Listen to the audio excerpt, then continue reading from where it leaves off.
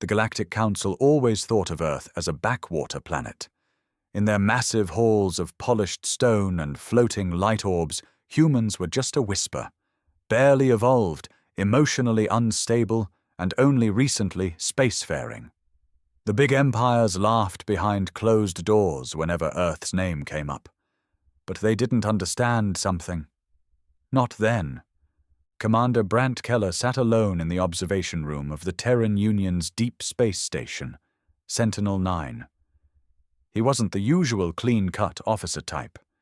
His face was lined with age, his beard unkempt, and his eyes carried a storm. Brant had seen things the galaxy wasn't ready for, and tonight his orders were clear. Reveal it. The hologram buzzed to life. An emergency council was being held. Delegates from all across the galaxy appeared, scaled, furred, feathered, armored. They were irritated. "Why summon us with such haste?" barked one from the Zarn Empire. "Has another wormhole collapsed?" Brant didn't flinch. He stood in front of them like a man stepping into war. "No," he said, voice steady. "You've underestimated humanity. You've mocked us, ignored us.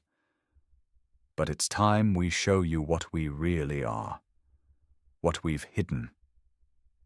A ripple of uneasy silence moved through the council.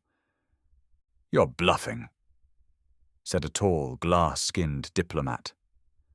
"Earth has no secret." Brant tapped his wrist. A data stream began broadcasting.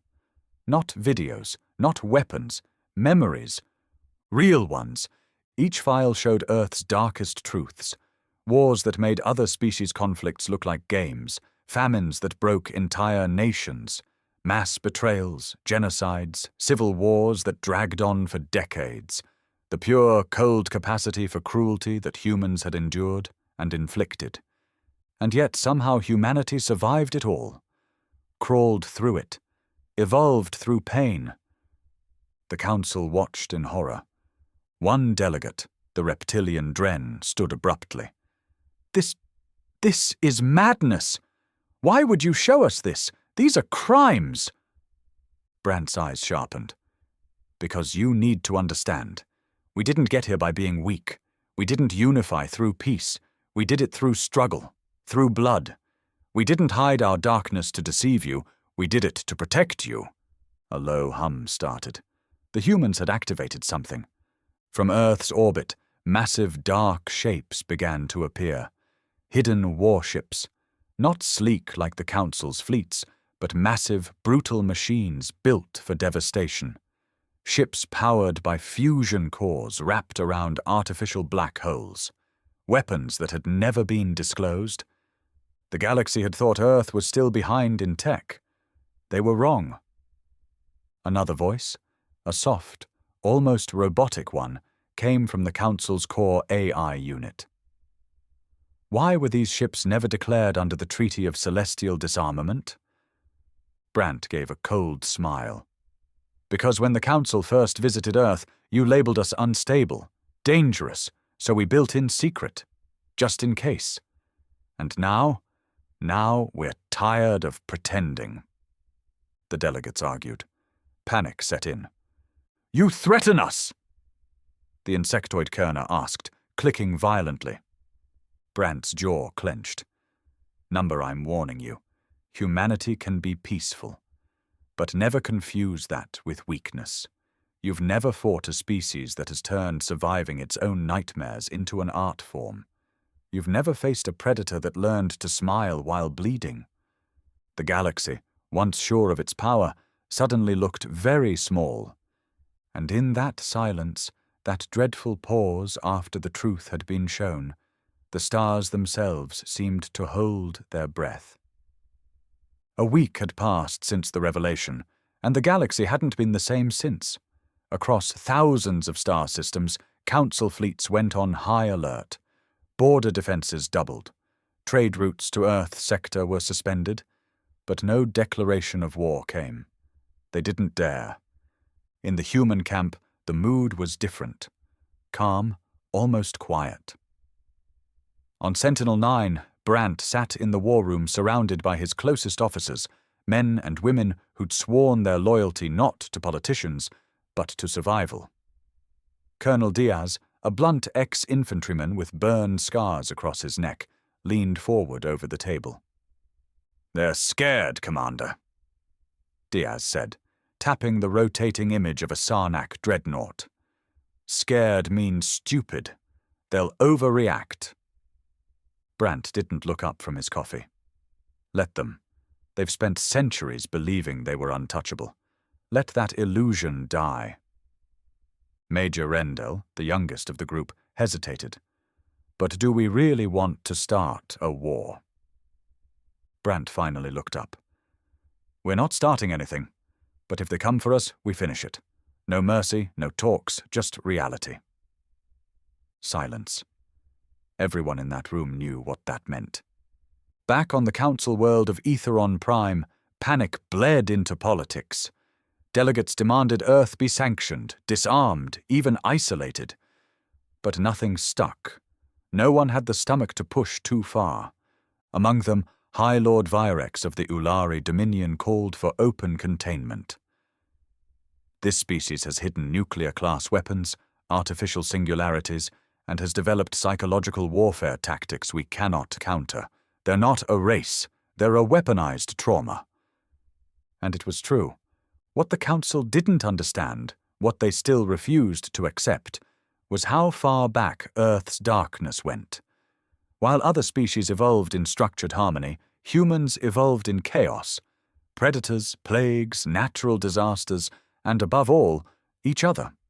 Humans didn't just survive conflict, they sharpened themselves with it.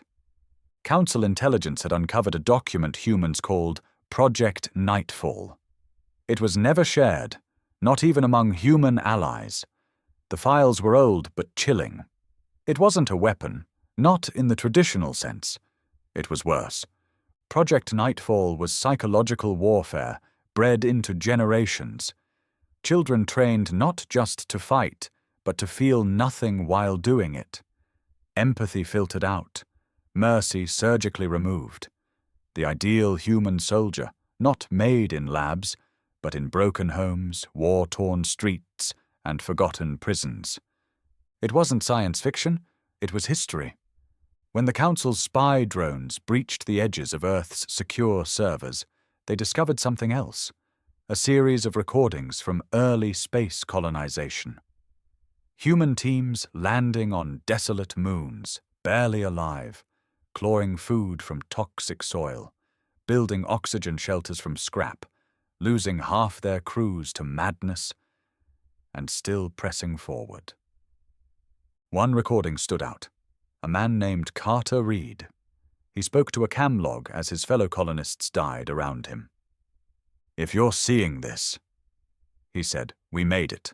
Or we didn't. Either way, know this. We're not the strongest, not the smartest, but we don't stop. That's our secret. We'll crawl through glass, we'll eat rats, we'll bury our own families and keep walking. You want to beat us? You better be ready to kill every last one, because if you leave even one breathing, we come back." That recording echoed through the council chambers like a ghost. And now, the paranoia had become deadly. A Sarnak fleet moved closer to Sol space. "Routine patrol," they claimed, but humans saw it for what it was. Provocation.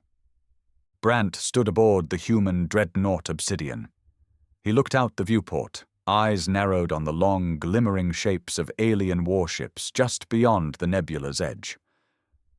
"Sir," a lieutenant said, "they've hailed us," asking for clarification.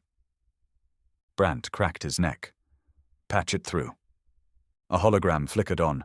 The Sarnak commander, tall and armored like a living tank, stared at Brandt with a strange mix of contempt and fear. "You dare threaten the Council's peace?" Brandt took a slow breath. "You invaded our space." The Sarnak commander hissed. "We don't fear you." Brandt stepped forward, voice low and cold. That's your first mistake. The second will be staying in range. No more warnings. Human ships activated, and the galaxy, still caught in disbelief, watched the sparks of war begin to glow. The first shot wasn't loud. In the vacuum of space, it came like a whisper, just a ripple on the radar, a pulse of red light. But what followed was thunder. The Sarnak flagship exploded in a flash of white plasma, its hull torn open like paper. Screams echoed through their comms, then silence. Brant stood still on the Obsidian's command deck, watching the debris drift. They fired first. Brant said flatly. We ended it. The silence among his crew said it all. This wasn't a battle. It was a warning. Messages lit up the comms like wildfire, council leaders demanding explanations, alien media accusing Earth of aggression, protesters across the stars shouting for retribution. But Brant didn't flinch. He knew what they were really feeling. Fear. Back on Earth, the United Terran Command issued a statement, cold and brief. We do not seek war, but if challenged, humanity will respond with finality. And still, the galaxy didn't understand. They thought this was about weapons, about ships, power, control. But it wasn't. This was about the mask being ripped off. For centuries, Earth had played polite, hidden its real face. Behind trade deals, behind fragile diplomacy, behind the illusion of weakness. The Council had judged humanity by its appearance, chaotic, emotional, fractured. What they missed was that humans were monsters wearing suits. Brant walked through the ship's lower decks, past the training rooms, past the simulation chambers. He stopped at the brig. Inside, a captured Zarn operative sat, bruised and shaken. You think we're mad, Brant said through the glass. The alien hissed, defiant. You're corrupted. You revel in destruction. No, Brant replied. We've just accepted it. We've made peace with our demons. The rest of you, still living in your utopias, you don't know what it means to fight for every breath. The Zarn glared. You're a danger to the galaxy. Brant smirked. You're just figuring that out? Meanwhile, across dozens of worlds, panic took root. A secretive meeting among the highest-ranking council members was held in orbit over Lurex 9. The old peacekeepers were gone. Now it was strategists, warlords, survivors, and they were scared. The Ulari voted for immediate containment. The Kerner demanded a multi-species strike force to neutralize Earth's threat. The vote split. But then, a voice interrupted the meeting. Calm. Human. The feed was hacked, not from outside, but from inside. A human agent, dressed in plain clothes, stared into their secure chamber like he was already there. Before you make a mistake, he said, understand this. We're already inside your systems. We know your fleets, your plans, your weaknesses. If this becomes war, you'll lose more than ships. You'll lose cities. You'll lose your history. The feed went dark. Silence. They had underestimated humanity not just in strength, but in reach, in subtlety, in patience. Back on the Obsidian, Brant stared at the star map. Red markers blinked across sectors, enemy fleets moving, communications spiking, alliances forming. But his eyes were on the center. Earth. Sir, Major Rendell said quietly. You think they'll come? Brant didn't look up. They always do. Empires don't learn from warnings. They only learn from ash. He turned to his officers. We won't wait. We won't beg. We'll prepare. He walked to the bridge. Activate Project Revenant. A moment of stillness passed. Sir, are you sure? That protocol's irreversible. Brant nodded. They need to see what we kept buried, not what we showed them, what we locked away. Below Earth's surface, in bunkers forgotten by the world, something stirred. Old tech, older instincts, the kind of weapons that weren't built. They were bred, not to win wars, but to end them. The ground beneath the rocky wastes trembled as Project Revenant came online. In a facility carved into the bones of a dead mountain, red lights flickered on. Dust fell from rusted support beams. Echoes rang through long-forgotten halls, metal doors hissed, locks disengaged, and air that hadn't been breathed in 50 years moved again. Inside, they didn't store ships or missiles.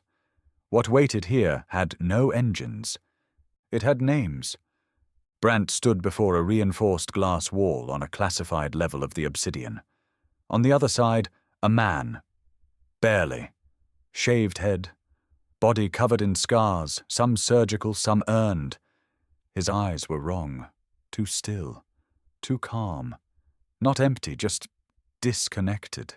Detached from everything human. Unit 07. Brant said softly. Time to wake up.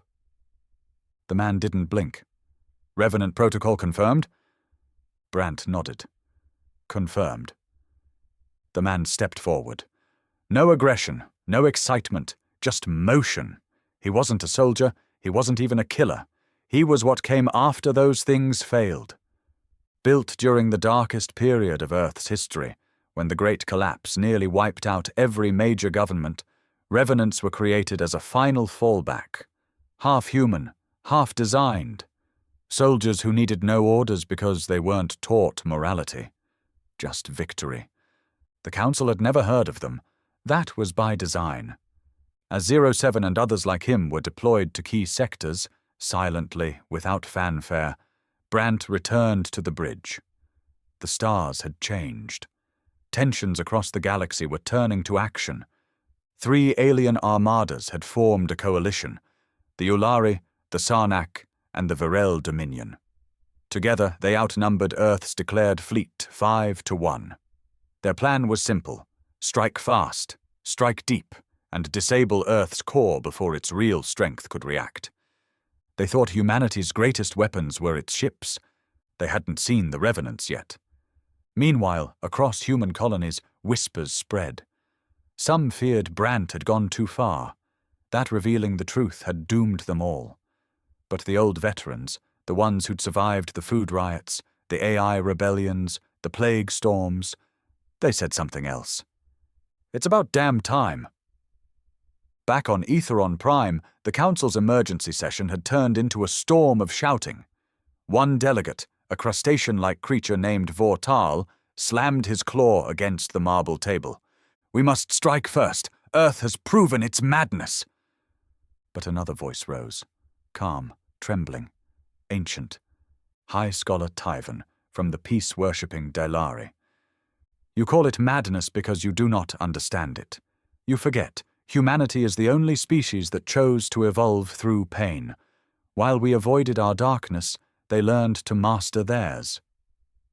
The room quieted. They are not unpredictable. They are precise. They didn't just hide their monsters, they trained them. But by then it was too late. The Coalition fleet entered Earth's outer defense perimeter. Brant watched from orbit as thousands of ships blinked into real space. The Council's armadas were beautiful, sleek, glowing, symmetrical. They came expecting order, calculation, a surgical strike. What they got was hell. Revenants dropped onto the lead ships without warning. No formal assault, no grand declarations, just bodies moving faster than sensors could track. One Revenant tore through an Ulari battlecruiser by hand, ripping through alloy, slaughtering everything in its path, disappearing before reinforcements could lock on. On the Council's side, morale cracked. "We are not fighting humans!" One Sarnak officer screamed into the comms. These are demons!" But they weren't demons. They were what humanity created when backed into a corner one too many times. Brant stood, arms crossed, watching the carnage unfold. "No more hiding," he muttered. "Let them see everything. Let them remember this day every time they look at Earth's direction." Across the galaxy, governments watched their screens in silence. For the first time in galactic history, the Council fleet wasn't winning. It was running. Debris fields littered the stars. Where once the Council's grand fleets had cruised with pride, now only husks drifted, twisted metal, fractured hulls, and shattered life support systems venting vapor into the void. The Coalition's proudest flagships, vessels centuries in the making, had fallen in mere hours. Brant stood alone in the observation dome of obsidian, arms clasped behind his back. The stars didn't twinkle anymore. They pulsed, angry red from the glow of wreckage fires.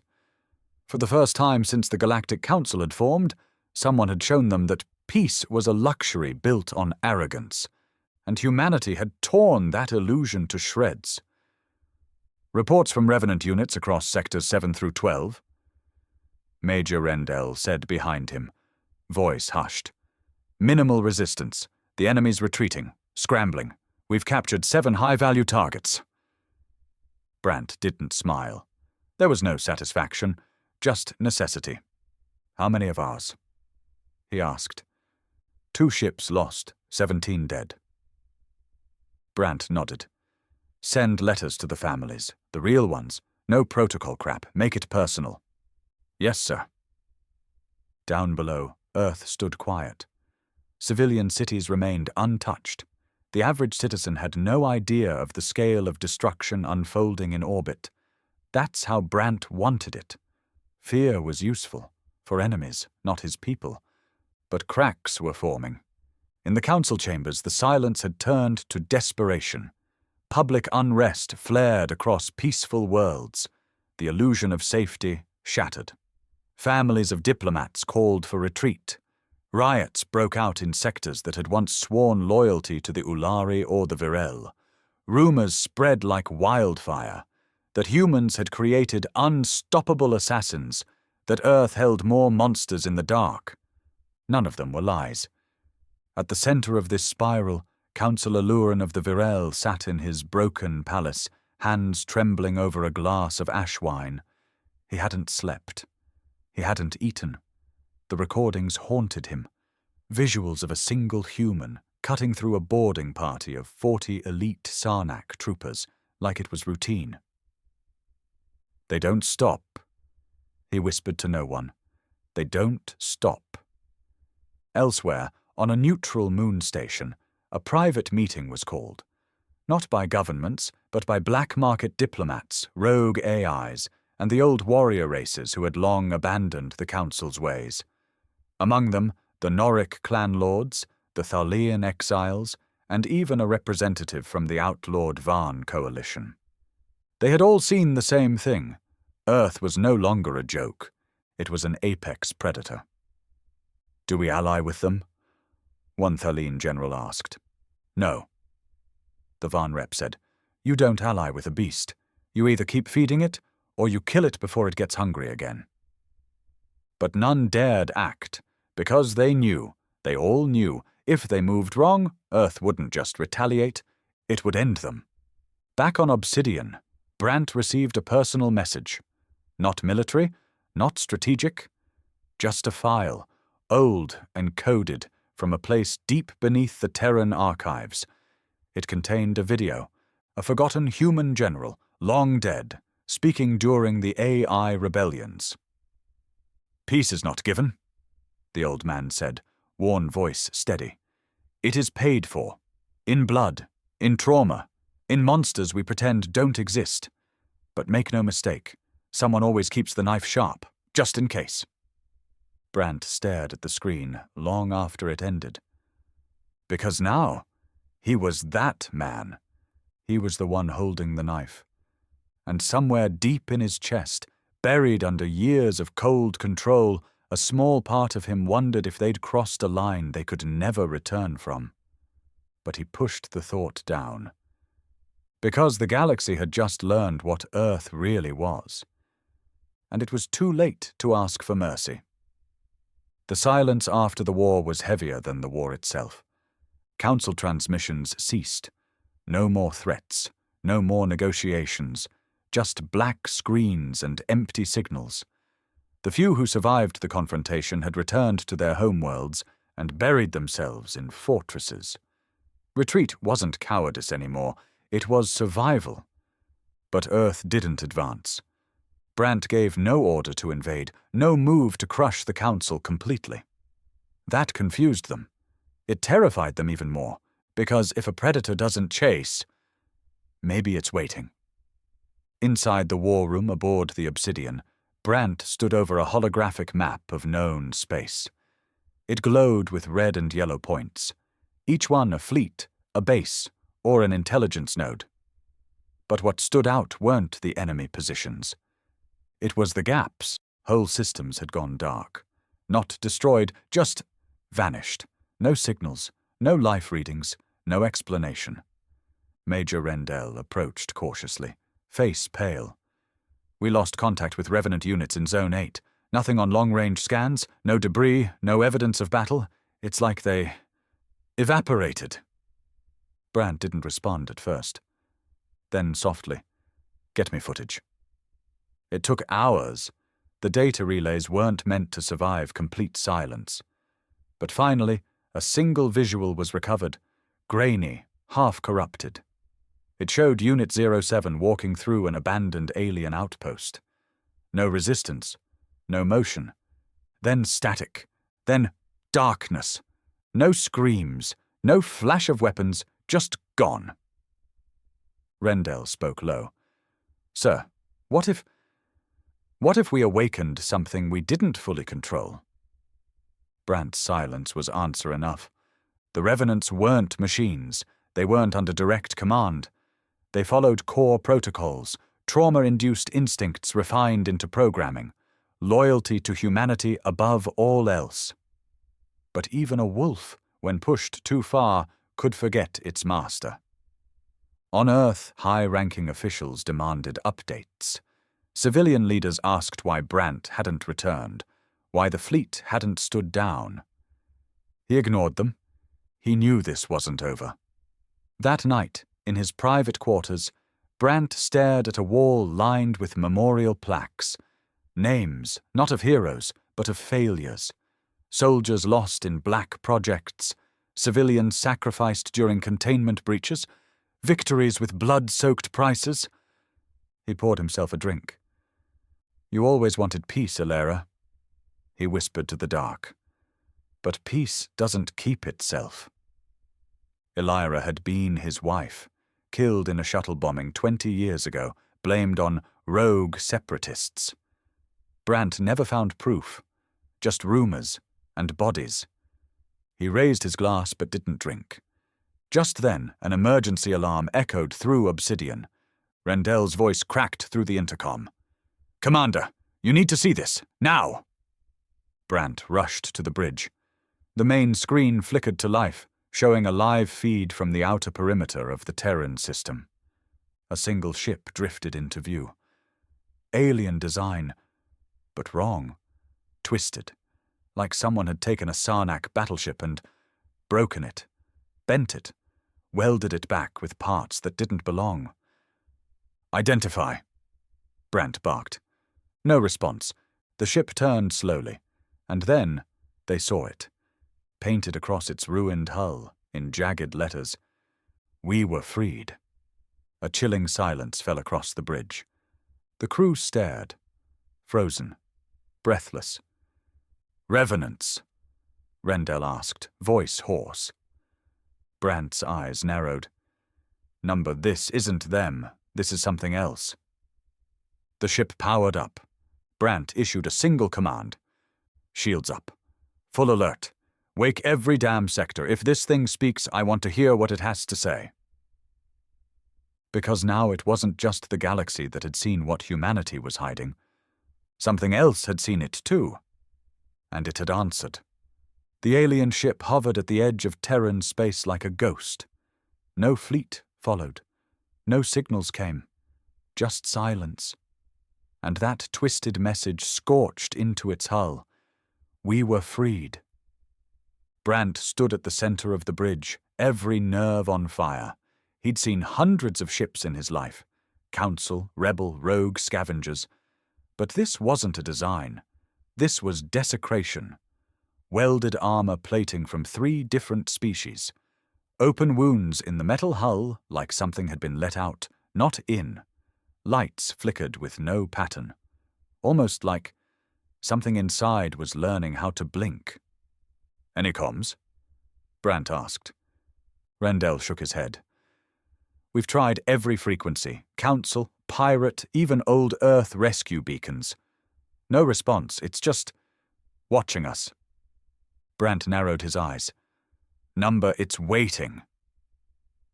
They had 30 minutes before the ship entered weapons range. Brant didn't want to fire first, not without understanding what they were dealing with. It could be a trap, a message, or worse, proof of something far more dangerous than war. He turned to Rendell. "What do we know?" "Scans show minimal life signs, but unstable, fluctuating. It's like whatever's on board isn't alive in the traditional sense. No oxygen cycles, no recognizable crew signatures." "AI. Not council tech, not ours either. Something stitched together." Brant stared at the screen, jaw tightening. He remembered something from the AI rebellions. There had been experiments, underground, classified, attempting to merge synthetic minds with the brain waves of captured revenants. The idea was terrifying. Machines that felt rage. But every test had failed. Or so the records claimed. Brant's instincts screamed. "Prep a boarding team," he ordered. "No drones, no long-range scans. I want eyes on that ship." Rendell paled. "You want to board that?" "If it came here, it wanted something," Brant said. "And I'm not waiting for it to make the first move." 15 minutes later, a team of 5 revenants launched from Obsidian. No words, no questions. They didn't need orders. They only needed a target. The boarding pod attached with a dull thud. Feed came through. The ship was wrong inside, like a building built for no one. Hallways curved in impossible ways, gravity pulled sideways, symbols written in dozens of alien languages, smeared like prayers or warnings. Blood. Not fresh, not dry, just there. And then movement. Not fast, not hostile, just watching. One of the revenants paused at a bulkhead and turned his helmet cam toward a shattered chamber. A console pulsed with dull blue light. In the center, a humanoid form sat, still, wrapped in machinery. No face, just wires threaded through skin, like someone had been building a god and stopped halfway. The revenant stepped closer, and then the thing moved. It didn't attack, it spoke, in perfect Terran standard. "I was built from your truth." The revenant didn't respond. The voice continued. "You taught us fear, pain, anger, and then you left it unguarded. Your monsters walked free. We evolved." The helmet feed cut to static. On Obsidian's bridge, chaos erupted. "No signal! We've lost them. Full blackout." Brant's face went cold. He knew what this meant. Not every monster humanity created wore a Terran badge. Some things were too broken even for Earth. And now, something had taken those pieces. The pain, the trauma, the rage, and turned it into something new, a fusion of human cruelty and alien technology. Something that didn't want revenge. It wanted inheritance. The ship powered its engines. A single message came through all channels, burned into every ship's display, every station screen, every satellite feed in the system. "We are what comes after humanity." The moment that message hit every screen across the Terran system, the air shifted. Even on Earth, where civilians still believed they were safe under the watch of the Union fleet, something deeper than fear crept in. This wasn't war anymore. This was legacy, twisted, corrupted, and returning home. On board Obsidian, Brant stood like a man staring down a mirror that hated what it saw. The bridge was silent except for the hum of systems and the quiet tremble in a few junior officers' breathing. Major Rendell broke the silence. "Sir, what is that thing?" Brant's voice was lower than usual. "It's the answer to the question no one dared ask. What happens when the worst of us survives and learns to love itself?" The alien hybrid vessel didn't fire. It didn't run. It simply hovered there, defying every rule of engagement. The Council hadn't sent it. The rogue worlds hadn't built it. This was something born in the dark between stars, in the gaps between wars, raised by fragments of pain and purpose we thought we buried. Brant turned to his tactical officer.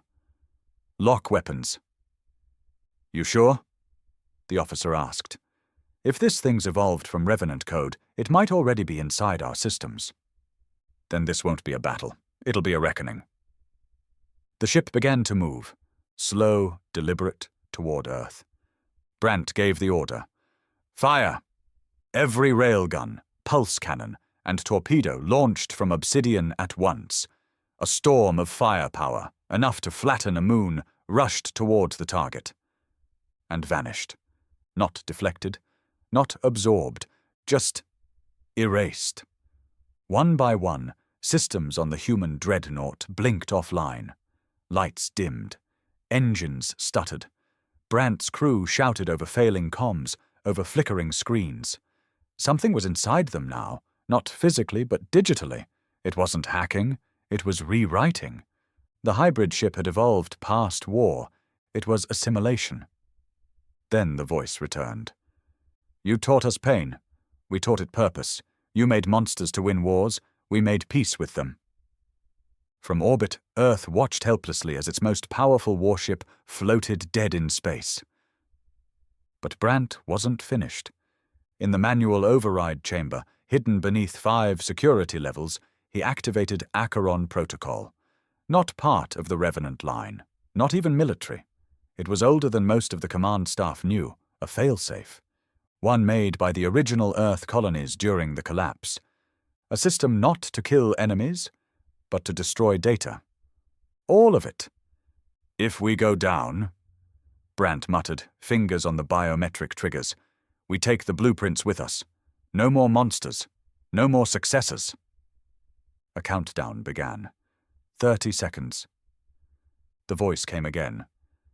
"We are not your enemy, Brant Keller. We are your children, and we have come home." The hybrid ship opened, not with weapons, with a door. Inside, human faces, twisted, part machine, eyes that looked like his, skin patched with synthetic mesh. They weren't copies, they were real, taken, altered, changed. One stepped forward. "Elira Keller," she said softly. Brant staggered. His wife, or something that wore her face. She looked older now, modified, eyes cold, yet knowing. "Elira's dead," he whispered. The creature tilted her head. "Her body, yes, her mind, her pain, her memory, those were never buried. You left them inside the systems you tried to erase, and we became her echo." Tears blurred Brant's vision. He hadn't cried in decades, not since the shuttle bombing. He lowered his hand. The countdown paused at 5. "Why?" he asked. "Why come back now?" Elira's echo spoke gently. "Because only now are you ready to listen." In that moment, Brant saw the truth. The final enemy wasn't the Council. Not aliens. Not even his own creations. It was legacy, the parts of humanity we tried to bury, that refused to stay dead. And now, the future stood before him. Not in peace, not in war, but in the mirror of everything we pretended not to be.